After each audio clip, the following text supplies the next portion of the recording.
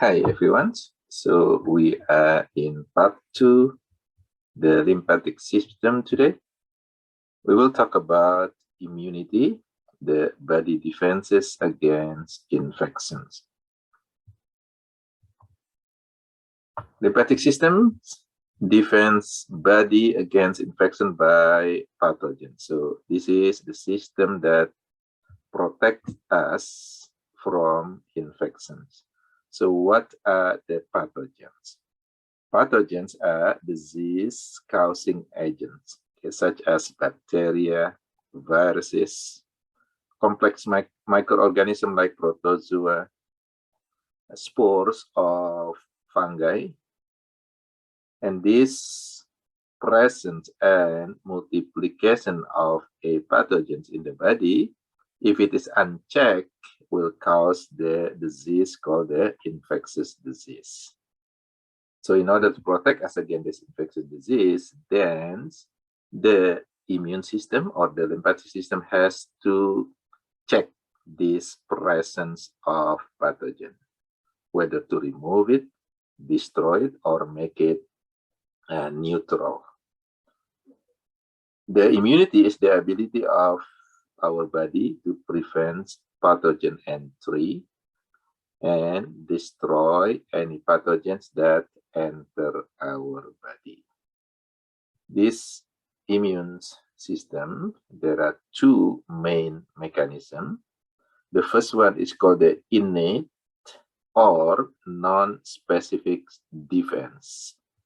So innate means we have these defense mechanisms since we were born. So we have this in our body.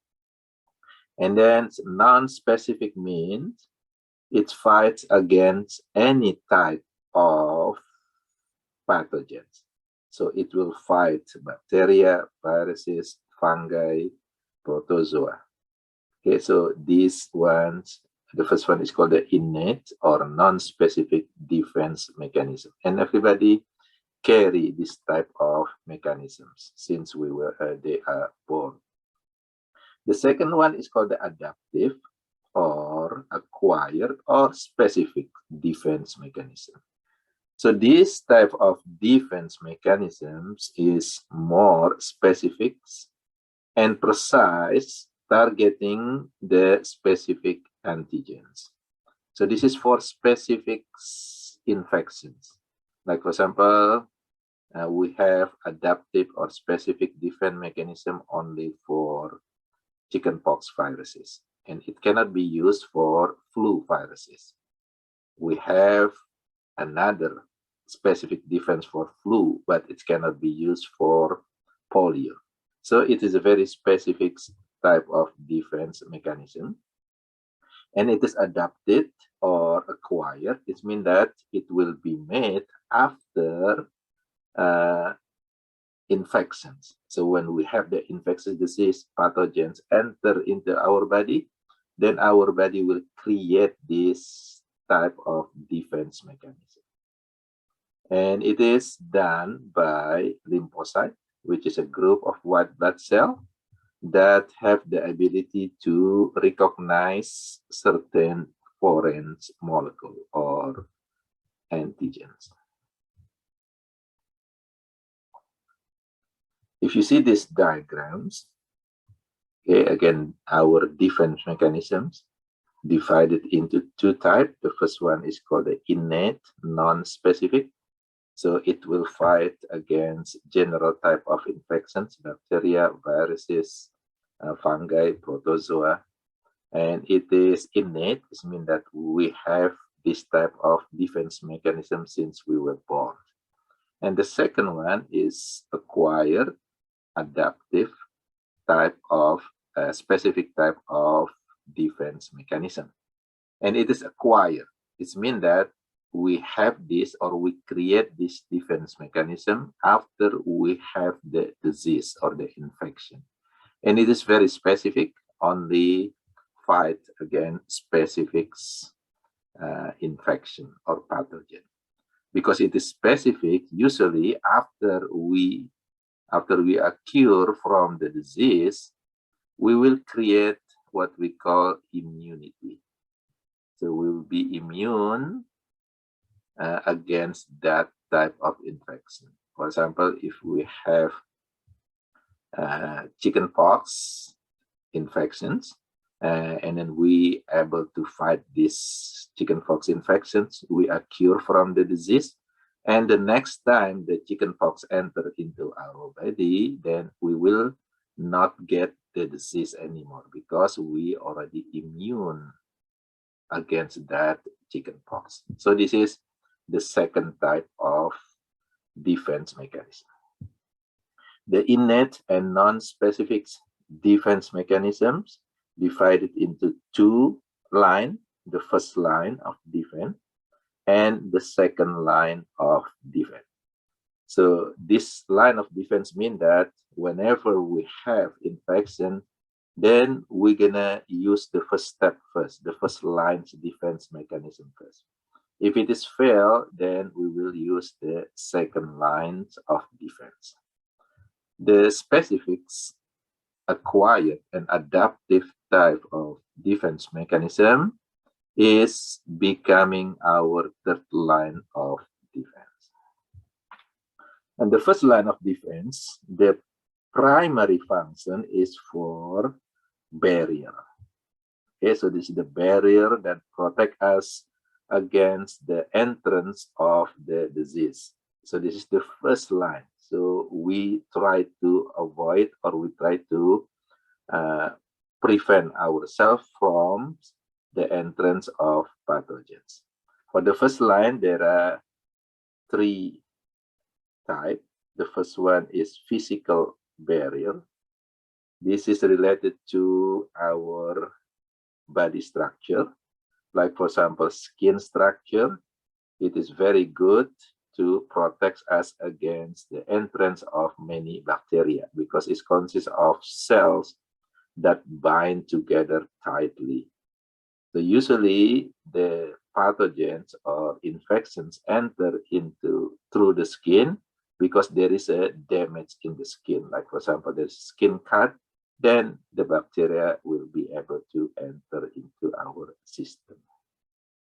The second type of first line of defense is the chemical barrier.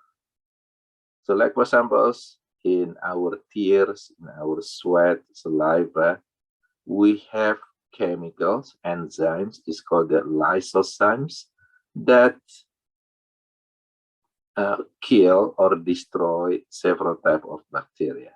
Also in our stomach, we have acid that also destroy bacteria or virus that may be entered through our digestion, our food. So this is the chemical barrier. The third one is called the genetic barriers. Some people, they have the ability to protect themselves against disease because of their gene. For example, some African people, they carry sickle cell genes that make them able to protect themselves against malaria, against parasites. So this is the genetic barrier. Again, this is the barrier that will be used to protect us against the entrance of disease. And remember, this is innate. Okay, part of the innate is mean that we have this structure with us. We have these chemicals with us since we were born.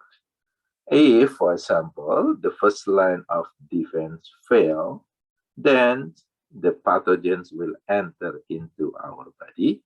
Then we will have the second lines of defense. The second line of defense consists of several actions. The primary actions usually inflammation, inflammatory responses. So whenever we have damage in our skin or in our tissue, that area will be inflamed, swelling. Because what? Because the blood will come to that area. It's causing inflammation, and also the blood carry red blood cells, so it's become redness in color, and also the blood carry the many other proteins like fibrinogens that will help us to protect or destroy some bacteria. So it's causing this inflammation. That's the first response of the second line of defense. And then the second response after that will be some proteins that carried by the blood to that area will kill or will help to kill some bacteria or viruses. It is called the antimicrobial proteins. And the next steps will be the destruction of some viruses by natural killer. The natural killer actually type of T cell that lost their specificity. And then the next ones, the fourth one will be phagocytosis. Okay, remember blood enter to the damaged area. They also carry phagocytes. Phagocytes are white blood cells that are able to destroy bacteria by eating them. Okay, so there are two types of phagocyte, which is neutrophils and the monocyte. Okay, so this monocyte will destroy the bacteria, and the process is called the phagocytosis.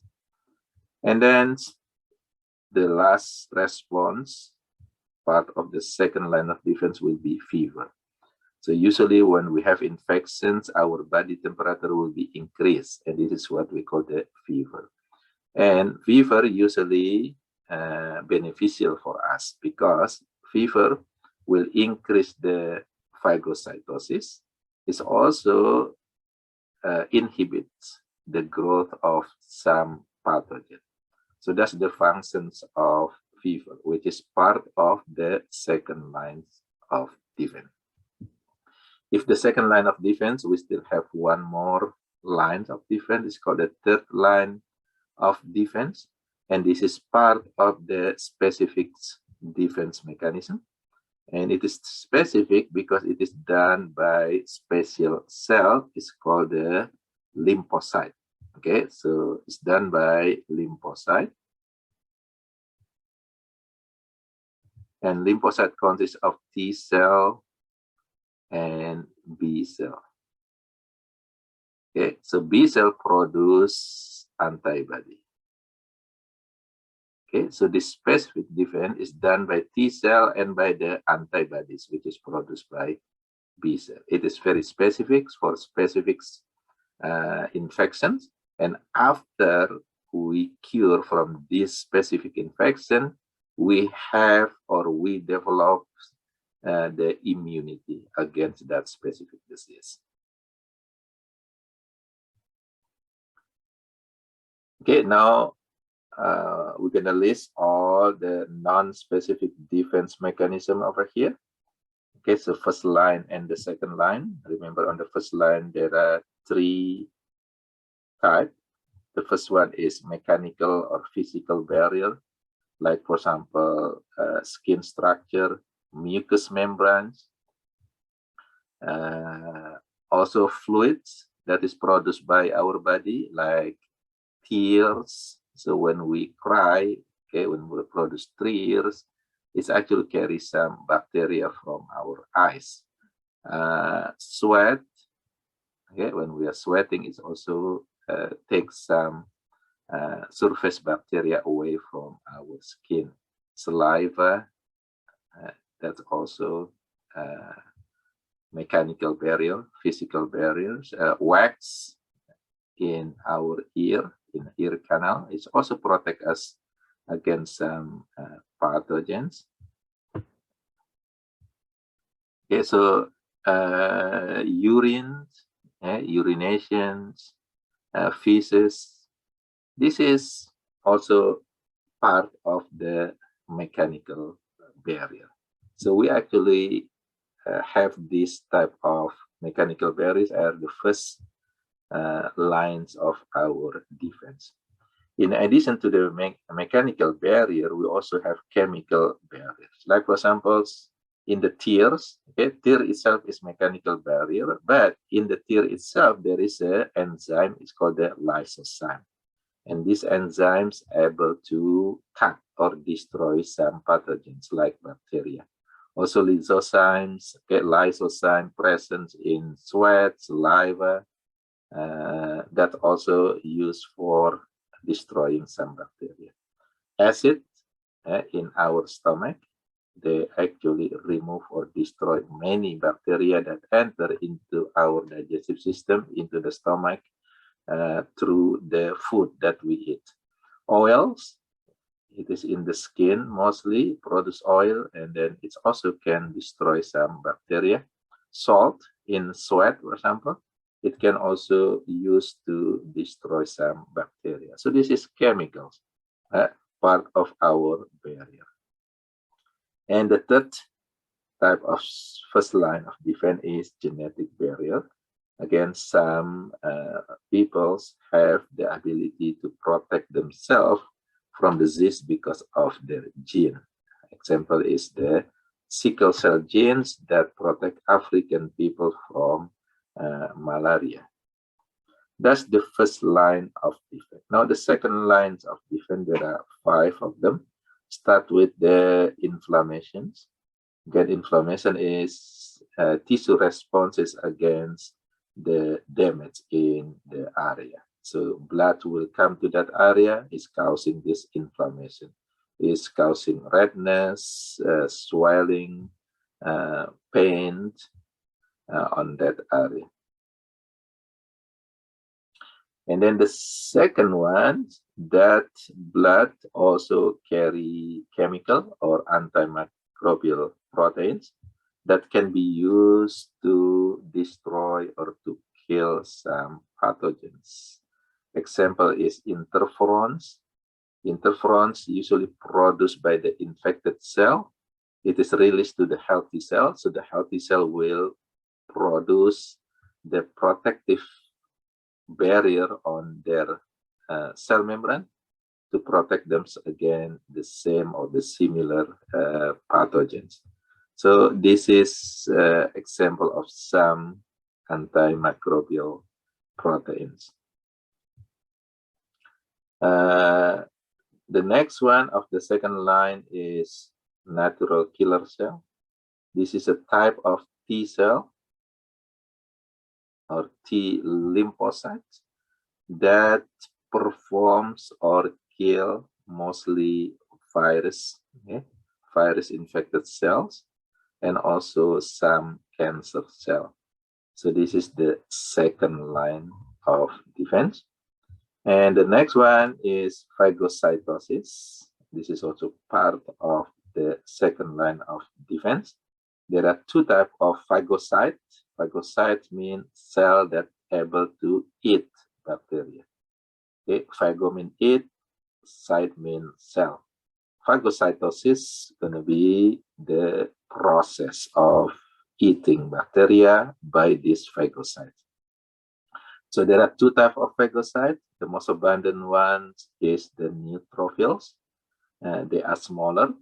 And the second one is monocyte. Okay, so 2 types of phagocytes. The monocytes, usually they able to leave the blood and stay in certain tissue or organ. They become what we call the microphages. So macrophages are the monocytes that leave the blood and stay in special organ. Like, for example, in our skin, we have macrophages that protect us against bacteria, and that macrophage is called the Langerhans cell. They have special name when they stay in specific tissue.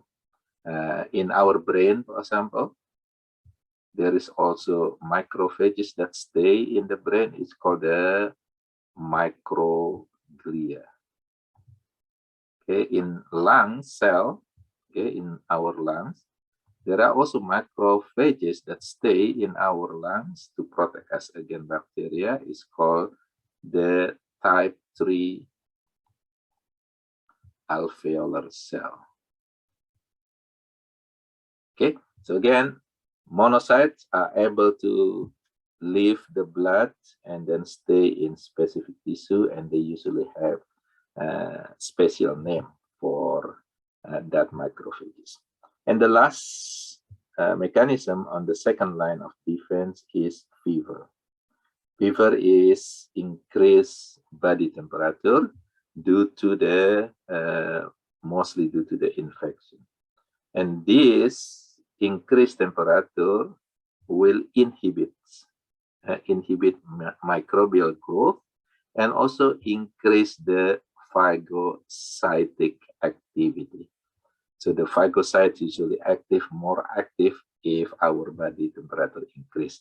So fever, the good fever, usually if it is increased maybe 99 to 100 or 101, it is considered as a good fever because it will help our defense mechanisms to destroy some pathogen. But if the fever is increases about 102, 103, then it is better for us to take the fever reducer, because at that high temperature, many other many of our enzymes, other proteins will be also destroyed by the higher body temperature.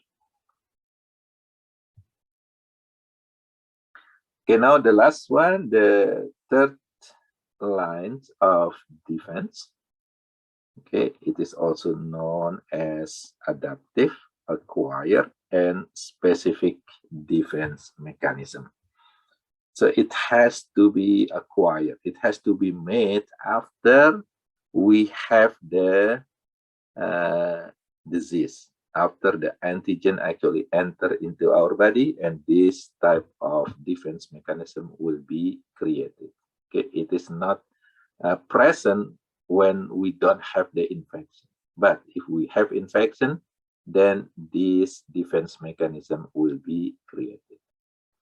Okay, and this third line of defense, or this specific defense mechanism, they have the ability to distinguish between the self molecules or non-self molecule. Sometimes this self molecule, non-self molecule is also known as antigens. So self antigens and non-self antigen. So this specific defense able to distinguish between the self antigens and non-self antigens. Okay, so antigens are anything that can evoke our immune system. So anything that enter into our body and then causing our body to create the immune response is called the antigens. So for the non-self antigens, it could be viruses, bacteria, okay, parasites. Okay, so antigen from other people, maybe just from the blood transfusion. If it is not compatible, that become non-self antigen, and then causing our immune system to be reacting against that antigen. The self antigens, this is actually antigens that we have in our cell, and mostly it will not causing our immune system to react. However, okay, there are some immune system that actually reacting against our self antigen, and it is called the autoimmune disease. So autoimmune disease is our immune system that attack against our own cell. And this type of lines of defense, a specific defense mechanism, is performed by specific type of cell, is called the lymphocyte. And there are two types of lymphocyte, which is T cell and B cell.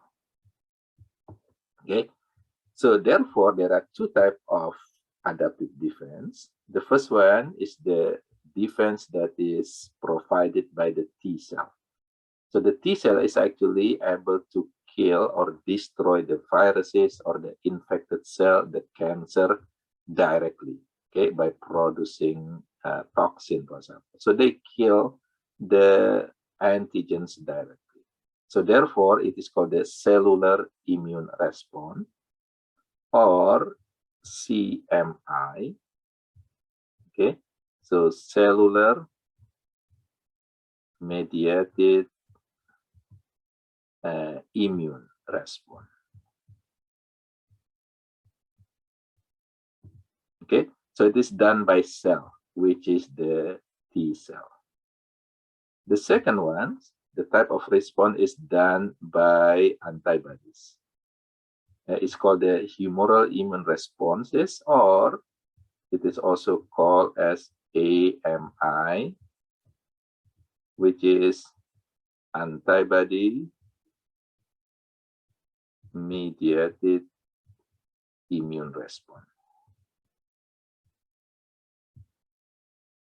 Okay, so it is done by antibodies, which is produced by the B cell.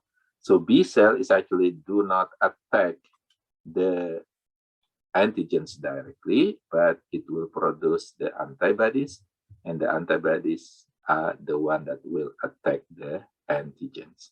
Okay, so there are two types of adaptive defense mechanisms, the CMI and AMI. Okay, we're gonna look at these diagrams over here. So this pathogen is trying to enter into our body. Okay, so before it's entering into our body, then the first line of defense will try to prevent that. Okay, this has become the barrier in our body that will prevent the entrance of this pathogen. It could be mechanical barrier, chemical barriers, or genetic barriers. If, for example, the first line of defense fail, we are unable to prevent ourselves from the entrance of pathogens, then the pathogen will enter into our body. Now, when the pathogen inside our body, then we will activate our second line of defense. Okay, start with inflammation, antimicrobial proteins, natural killer, phagocytosis, and also fever. Okay, so this is the second line of defense mechanism that try to kill, destroy, or remove the pathogens that already enter into our body. And also, if, for example, the second line of defense fail, or if the pathogen that enter into our body is very specific, then our third lines of defense will try to remove or destroy them. Okay, and it is done by specific cell. It's called the lymphocyte. And lymphocyte consists of T cell and B cell. Okay, T cell will kill or destroy the pathogen directly. Therefore, it's called the cellular immune response, or CMI. The B cell, it will produce antibody. And this antibody that will destroy the pathogen, the antigen. Therefore, it is called the humoral immune response, or AMI, antibody-mediated immune responses. They're very special for this third line of defense. Whenever we are able to cure from that infection, then we will have what we call the immunity against that specific disease. So we will create the immunity that will last, sometimes last forever, sometimes last for years. Okay, so this immunity is product of the third line of defense. Now, what is antigens? Again, antigen is anything that provoke our immune response to remove them or to attack them. Okay, so usually this immune response is provided by the T cell and also antibodies produced by the B cells. So antigens can be anything, maybe proteins, polysaccharides, glycoprotein, glycolipids that may be carried by viruses, bacteria, parasites. Sometimes pollen can also carry these antigens, and other things that may enter into our body as long as it provoke the immune response. It is called the antigen. Mostly the one that coming from outside is called the non-self antigens. The one that from inside our body is called the self antigen. And the self antigens mostly will not causing the immune response. However, for some people that have disorder, these self antigens can provoke the immune response and causing disease called the autoimmune disease. We will talk about this autoimmune disease in part 3 of this lymphatic system later. Now, where the lymphocytes coming from? Okay, so the origins of the lymphocyte. Remember, all blood cell, including red blood cell, white blood cell, and platelets are made in red bone marrow. Okay, so this red bone marrow make all type of blood cell, red blood cell, platelets, and white blood cell. And remember, there are 5 types of white blood cell: neutrophil, lymphocyte, monocyte, eosinophil, and basophil. Okay, so based on the abundance, neutrophil, lymphocyte, monocyte, eosinophil, and basophil. Lymphocyte, there are 2 types, T cell and B cell. Okay, so from this information, then we know that lymphocytes are also made in the red bone marrow. So the T cell and B cells are made in red bone marrow. However, the T lymphocyte or the T cells, after they are made, they will be transferred into thymus gland. Thymus gland is the gland that's located in the top of our heart. Okay, so in here, the T lymphocyte will get mature. Okay, so it will get mature in the thymus gland. After the maturations, then this mature T cell will be stay in the blood. About 70 to 80% will be in the blood, and about 20 to 30% will stay in the lymphatic organs, such as lymph nodes, thoracic duct, and spleen. Okay, this the T lymphocyte, the T cell. The B lymphocyte or B cell also made in red bone marrow, and they will stay in the red bone marrow for maturation. After they get mature, then they will go to the blood. About 20-30% will be in the blood circulation, and the rest, about 70 to 80%, will be in the lymphatic organs like lymph nodes, spleen, and the thoracic duct, for example. Okay, so this diagram showing you the formations of T cell, okay, T lymphocyte, and B cell or B lymphocyte. Both of them are made in red bone marrow, which is part of our bones in the area called the spongy bone tissue. And then the T cells will be moved to thymus gland. in the thymus glands with the hormones like thymosin hormone produced by the thymus gland, this T cell become mature. Okay, it's a mature T cell. And then this mature T cell will be sent to the lymphatic organs like lymph nodes, about 20-30% in the lymph node. The rest, about 70 to 80%, will be in the blood circulation. For the B cell, it is also made in the red bone marrow.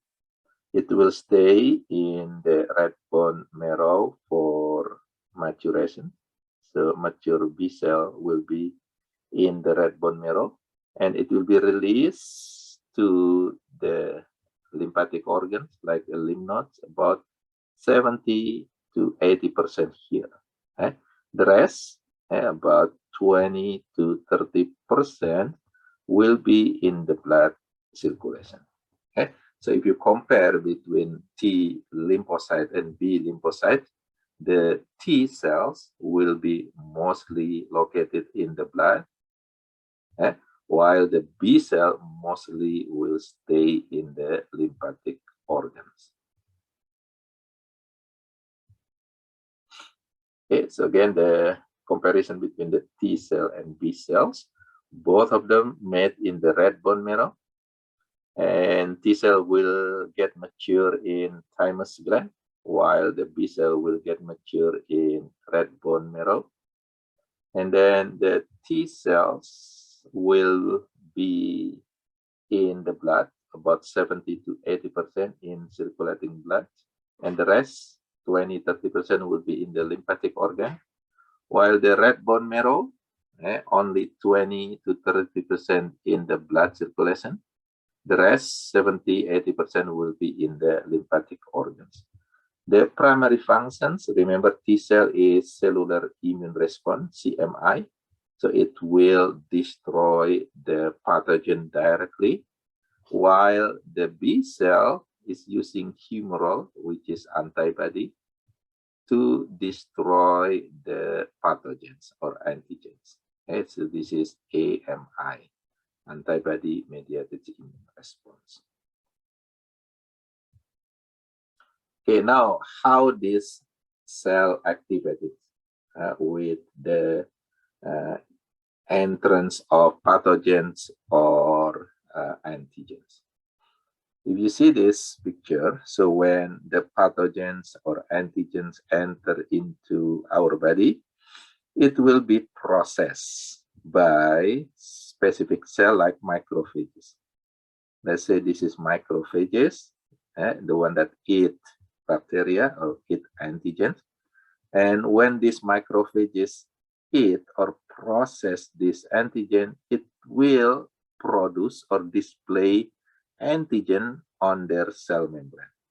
So therefore, this cell is also known as APC. Okay, so antigens processing cell. Okay? So it will display these antigens on their cell membrane. So this antigen will be recognized by the lymphocyte. The one that recognizes lymphocyte is actually, the one that recognizes the antigens is actually the T cell. So there are two types of T cell, TC and T helper. Okay, so both of these T cell are able to recognize the antigen and bind to that antigen. Look at the T helper first, because this is very important T cell over here. Okay, so this T helper, when it is bind to the antigens, then it will proliferate. It will divide into many T helper, active T helper. Okay, and this active T helper will produce chemical. It's called the cytokine and interleukins. The cytokines will be delivered to the B cell. Will activate the B cell, while the interleukins and the IL will be delivered into TC and activate the TC. So you can see over here, the T helper is really important to activate other lymphocyte, the TC and the B cell. Okay, so without this T helper, our immune system will not be able to perform the job.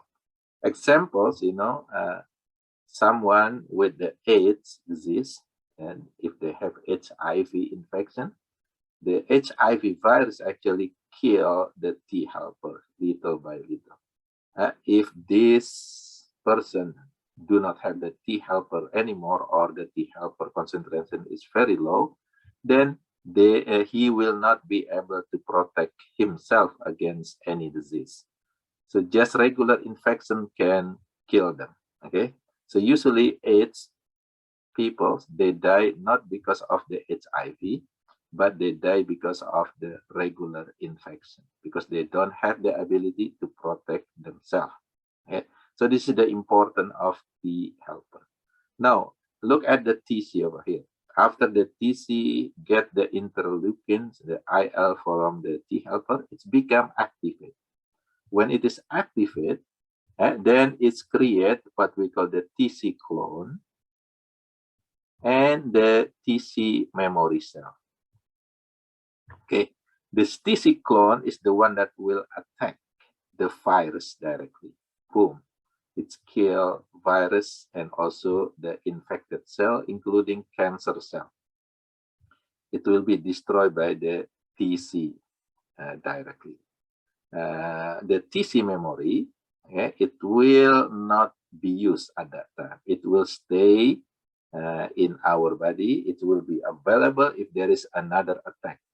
Maybe several months later or several years later, there is an attack with the similar antigen, then the TC memory will perform their job. Therefore, it will protect against that special disease. Look at the T helper that activate the B cell over here. It will send the cytokines, and when the B cell receives the cytokine, then it will proliferate into the plasma B cell. Okay, so plasma B cell. This is the one that produces the antibody. And this antibody is the one that will kill or destroy the antigen. It's not only produce the plasma, this activated B cell will also produce memory B cell. So memory B cell. And this B cell will be available for the next attack. So with the TC memory and B memory T cell over here, this is the one that gives us the immunity. Okay, for the second attack, for example, we have our defense mechanism ready because we have this memory cell, T cell and also B cell. And this is the one that causing us to have this immunity. And mostly it is long-term immunity that will prevent us against the same disease for years, even for a lifetime. Now I'd look at the antibodies that produced by the plasma B cell. And this antibody, again, is the one that fight against antigens. This is the one that will destroy the antigens. And the antibodies, there are 5 types of antibodies that produced by the plasma B cell. And this is called the immunoglobulin or IG. Okay, so IG, the same as antibody. The first one, the most abundant one, is called the IgG. The second one is IgA. Next one is M, IgD, and IgE. So this is the list of the antibodies based on the abundancy. IgG, 80% will be in our blood circulation, and this is the one that fight against any type of disease, including bacteria, viruses, toxin, etc. This is the most abundant one, 80% of antibodies are IgG. IgA, about 13–20%. It is actually present in the exocrine gland secretion. Example is tear, for example. Tear, sweat, okay, milk, saliva. Okay, the type of antibodies that's located in this product, tears, sweat, milk, saliva, are the IgA. Okay, so IgA present in this fluid. And then IgM, about 6% in the blood, IgD, about 1%, and IgE is less than 1% in our blood circulation. And if you see the structure is very special for antibodies, it look like Y letter, and the top area over here is the one that will bind to the antigen. So they have specific area, it's called the receptor, that will bind to the specific antigen. Okay, so again, this is the IgG, about 80% in the blood. Defense again, bacteria, viruses, toxins, and also activate the complement system. IgA maybe about 13%, 20%. They are located in fluid secreted by the exocrine glands. Fight against bacteria, viruses. IgM, about 6% in the blood plasma. It will react with the antigen in some red blood cell. This is the one that causes the agglutination if someone receives incompatible blood transfusion. So this is IgM that will destroy the antigens that is coming from blood donor. IgD, it will help to activate the B cell. And IgE, this is the least abundant one. And this is the one that promotes inflammation and allergic reaction. So usually someone that have allergy will produce more IgE compared to the normal person. We will talk about this one in part 3 when we talk about some disorders in immune system or lymphatic system. Now the antibody actions. How the antibody destroy the antigens. Okay? There are 3 ways. Okay? The first one is direct attack. It means that the antibody will bind directly to the antigens, causing agglutination. So the antigen will be clumping together. Then it will not causing problem into our body. Precipitation. So when the antibody bind to the antigens, it will precipitate the antigens. And neutralization. When the antibody bind to the antigen, it will neutralize the antigen. It will not cause the disease. And the second way is by activation of complement system. Like for example, antibody will bind to antigen to causing the opsonization. When the antigens bind with antibody and form the opsonizations, then these antigens will be available for phagocyte. So make it more available for phagocyte. Then phagocytes will eat that antigen that has been covered by the antibody. So this is the activation of one complement system. By chemotaxis. So when the antibody bind to the antigens, it will make the phagocyte to move to that area. So phagocyte will sense the presence of antigen that has been covered by the antibody. By causing lysis, so it helps the other complement system to destroy the antigen or the cell that carry that antigens. Like for example, bacterial cell, it carry the antigens, then the antibody will create the hole, so on that bacterial cell wall and causing that bacterial cell wall to be explode or lysis. By also neutralization, so change the structure of the viruses, they become harmless. And the last one is by stimulation of local change like inflammations.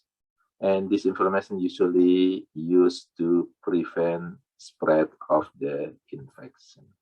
And this is mostly done by the IgE antibodies.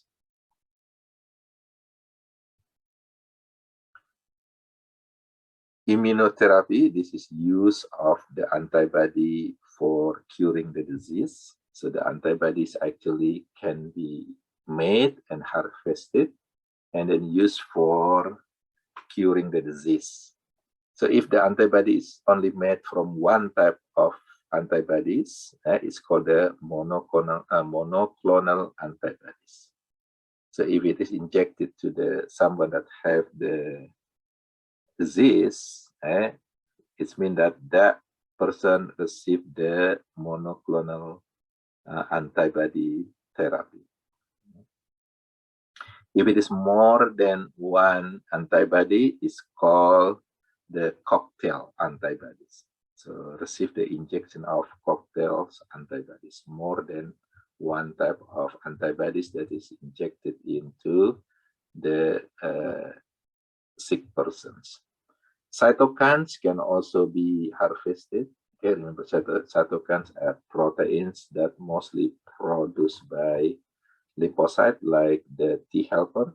It can be also produced and harvested and then given to the sick person. Like for example, it can be used for treatment for leukemia, multiple sclerosis, hepatitis, and some other type of disease.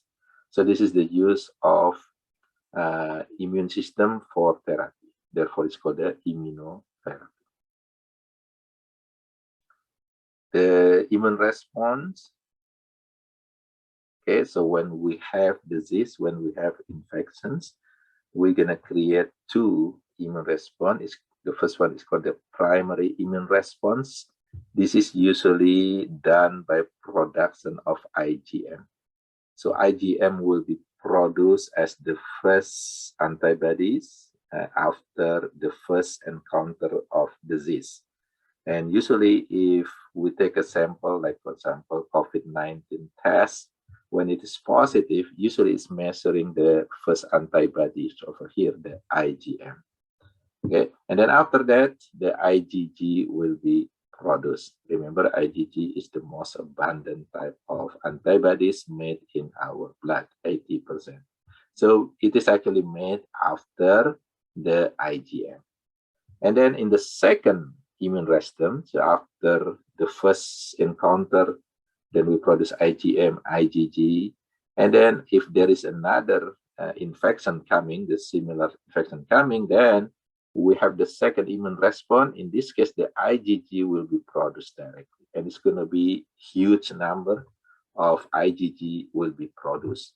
And on that time, the IgG will stay for years, and the B memory cell will also create it.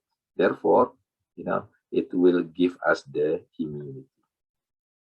If you check this diagram over here, so this is the first infections over here, then our immune system will produce mostly IgM.